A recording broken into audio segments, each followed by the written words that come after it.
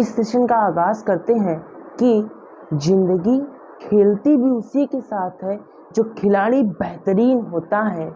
जिंदगी खेलती भी उसी के साथ है जो खिलाड़ी बेहतरीन होता है। दर्द सबके एक से हैं पर हौसले अलग अलग। दर्द सबके एक से हैं पर हौसले अलग अलग। कोई हताश होकर बिखर जाता है तो कोई संघर्ष कर कर निखर जाता है। जय हिंद दोस्तों, मैं अभिषेक श्रीवास्तव आपका स्वागत करता हूं अभिषेक श्रीवास्तव विद्यापीठ की इस लेटेस्ट फिजिक्स की क्लास में।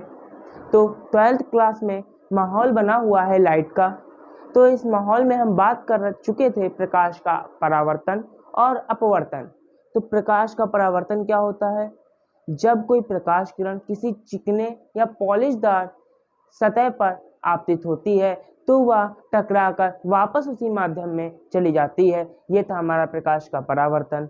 और अपवर्तन क्या था? जब कोई प्रकाश किरण एक पारदर्शी माध्यम से दूसरे पारदर्शी माध्यम में जाती है तो वो अपने मार्ग से कुछ विचलित हो जाती है।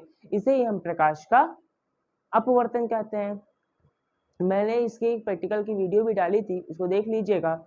और एक प्रैक्टिकल मैं आपको बता देता हूँ, करके देख लीजिएगा। सबने ज़्यादातर किया होगा कि एक ग्लास लेना, एक ग्लास लीजिएगा, ग्लास, और उसमें पानी भरिएगा, उसमें पानी भरिएगा और उसमें पेंसिल डाल दीजिएगा। क्या? पेंसिल या पेन कुछ भी डाल दीजिएगा। तब देखिएगा कि पेंसिल या पेन कुछ डालिएगा, तब देखिएगा वो यहाँ से तिरछी हो जाएगी, हल्की सी तिरछी आपको दिखाई देगी। यही है हमारा प्रकाश का अपवर्तन। क्या है? प्रकाश का अपवर्तन। आज हम बात करेंगे अपवर्तनांक क्या होता है, रिफ्रैक्टिव इंडेक्स क्या होती है। इसका हमने यूज किया था, इस शब्द का, अपवर्तनांक का, स्नेल के नियम में। हमने लिखा था sine I upon sine R. हमने लिखा था sine I upon sine R is equal to 1 and 2। पहले माध्यम के सापेक्ष दूसरे माध्यम का अपवर्तनांक। पहले माध्यम के सापेक्ष दूसरे माध्यम का अपवर्तनांक। लेकिन अब हम कहेंगे ये अपवर्तनांक होता क्या है, पढ़ेंगे कि अपवर्तनांक होता क्या है। तो इसी को हम एक्सप्लेन करते हैं। यहाँ पर हेडिंग लगा लीजिए, अपवर्तनांक, रिफ्रैक्टिव इंडेक्स।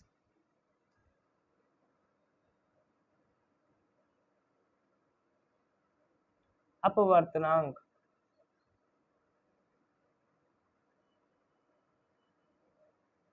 Refractive index. ठीक है। तो अपवर्तनांक दो तरीके के होते हैं, एक निरपेक्ष अपवर्तनांक, एक सापेक्ष अपवर्तनांक। पहला निरपेक्ष अपवर्तनांक और दूसरा सापेक्ष अपवर्तनांक। क्या? सापेक्ष अपवर्तनांक।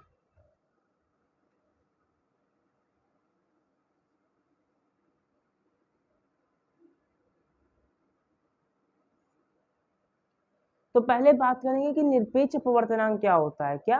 निरपेक्ष अपवर्तनांक क्या होता है।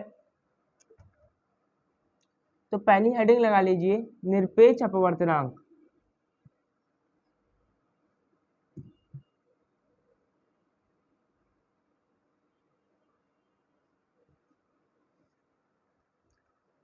तो किसी माध्यम का निरपेक्ष अपवर्तनांक, किसी माध्यम का निरपेक्ष अपवर्तनांक निर्वात में प्रकाश की चाल और उस माध्यम में प्रकाश की चाल के अनुपात के बराबर होता है।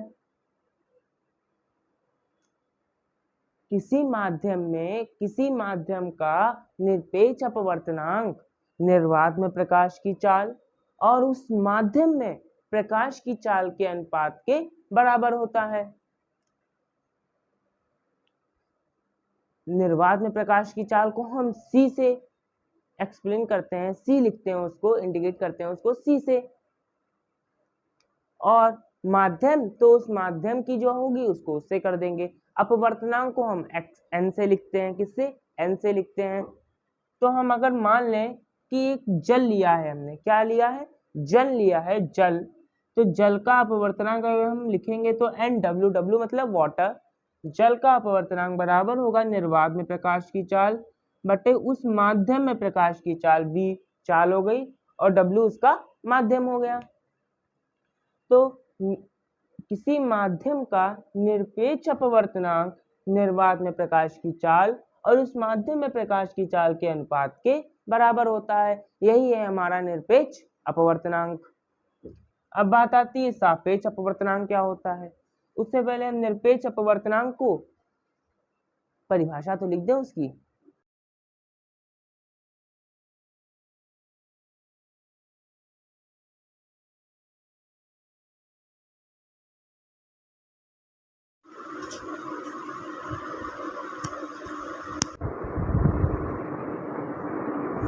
निरपेक्ष अपवर्तनांक की परिभाषा कि किसी माध्यम का निरपेक्ष अपवर्तनांक रिफ्रैक्टिव इंडेक्स, किसी माध्यम का निरपेक्ष अपवर्तनांक कॉमा लगाएंगे निर्वात में प्रकाश की चाल व उस माध्यम में प्रकाश की चाल के अनुपात के बराबर होता है।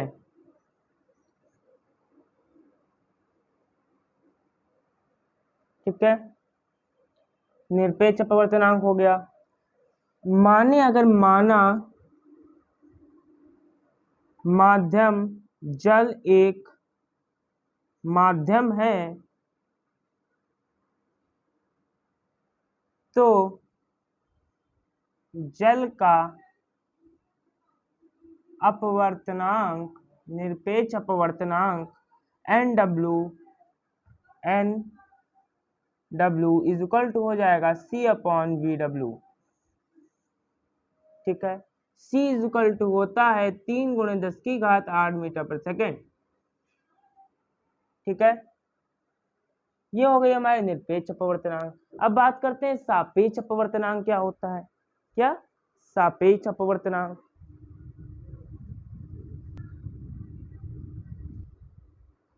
तो अगली हेडिंग लगा लीजिए सापेक्ष अपवर्तनांक। सापेक्ष अपवर्तनांक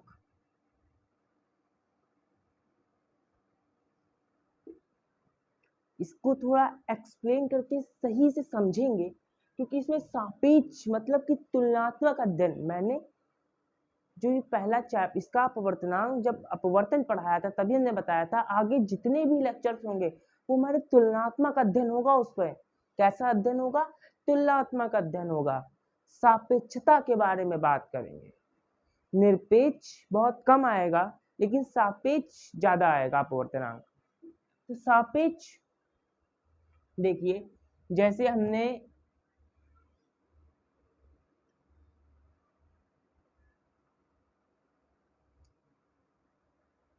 ये हमारा माध्यम N1 है, ये हमारा माध्यम N2 है। ठीक, एक प्रकाश किरण आई V1 चाल से आपतन कोण I बनाते हुए आई। ठीक है, और ये V2 चाल से इधर गई और यहाँ पर इसने क्या बनाया, अपवर्तन कोण R। क्या बनाया, अपवर्तन कोण R। ये हो गई हमारी V1 चाल, ये V2 चाल से आई, ये हमारा अपवर्तनांक N1, ये अपवर्तनांक N2। तो हम पहले निकालेंगे पहले माध्यम के लिए निरपेक्ष अपवर्तनांक। पहले माध्यम के लिए पहले माध्यम के लिए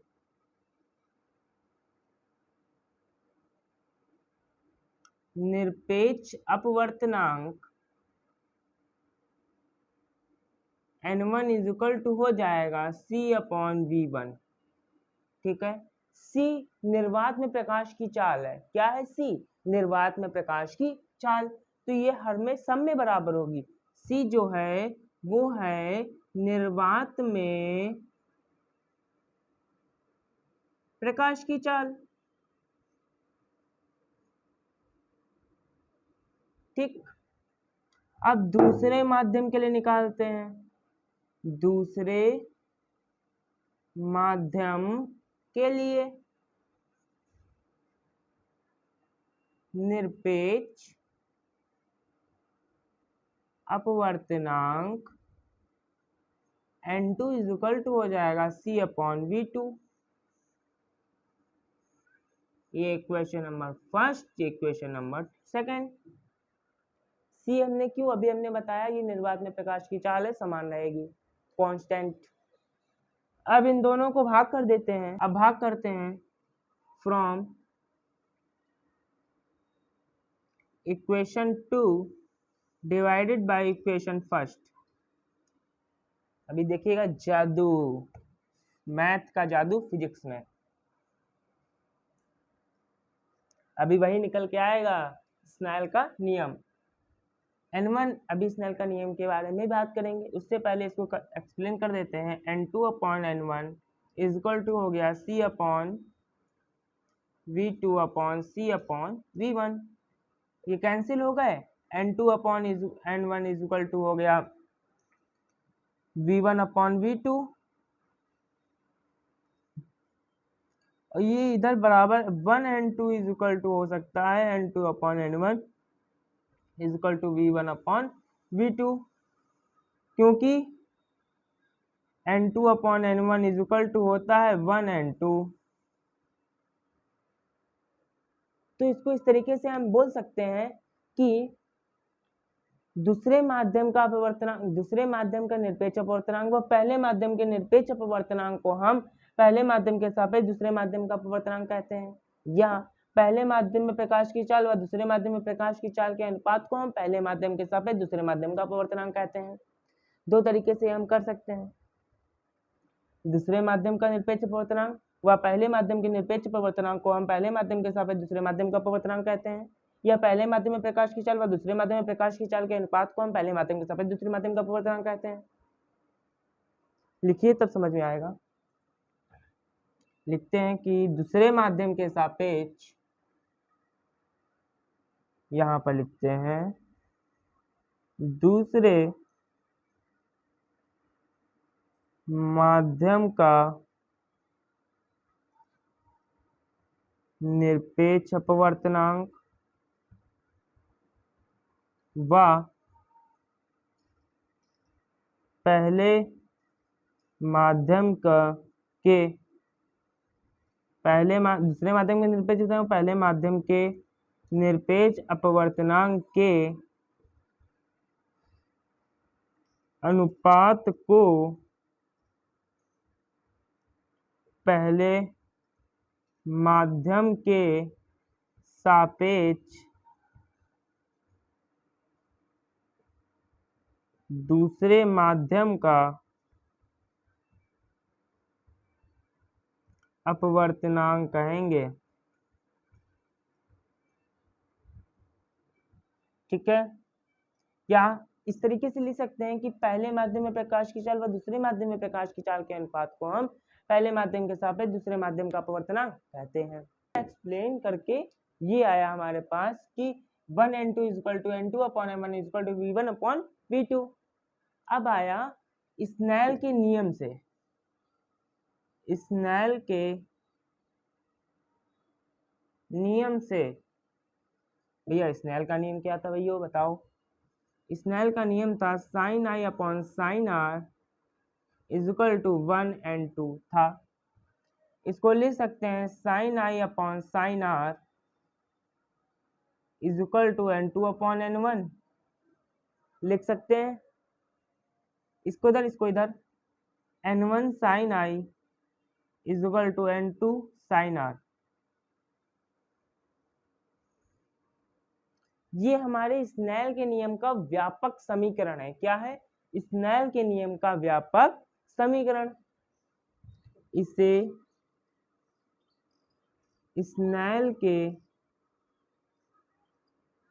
नियम का व्यापक समीकरण कहते हैं। ठीक है, अब इसको और भी कुछ ले सकते हैं। क्या? हम इसको sine I upon sine R is equal to V1 upon V2 भी तो लिख सकते हैं, बराबर है सब। तो V2 sine I is equal to V1 sine R, ये भी एक समीकरण हमारे पास बन के आया। इसका यूज, इस समीकरण का यूज हम आगे जितने भी हमारे मोस्ट इंपॉर्टेंट डेरिवेशंस हैं, मोस्ट इंपॉर्टेंट सेकेंड बुक के मोस्ट इंपॉर्टेंट डेरिवेशंस जितने हैं, उनमें ये स्नेल का व्यापक समीकरण जरूर लगेगा। दो तरीके से सॉल्व होंगे, ये व्यापक समीकरण जरूर लगेगा। जितने डेरिवेशंस हैं सेकेंड बुक के, जितने भी डेरिवेशंस हैं मोस्ट इंपॉर्टेंट डेरिवेशंस, उनमें ये स्नेल का व्यापक समीकरण जरूर लगेगा। ठीक है, अब मैंने आपको बता दिया स्नेल का व्यापक समीकरण किस तरीके से निकल कर आ सकता है। ठीक है, आज के सेशन में बस इतना ही। मिलते हैं नेक्स्ट वीडियो में। नेक्स्ट वीडियो में मैं आपको बताऊंगा कि प्रकाश की उत्क्रमणीयता का सिद्धांत क्या होता है।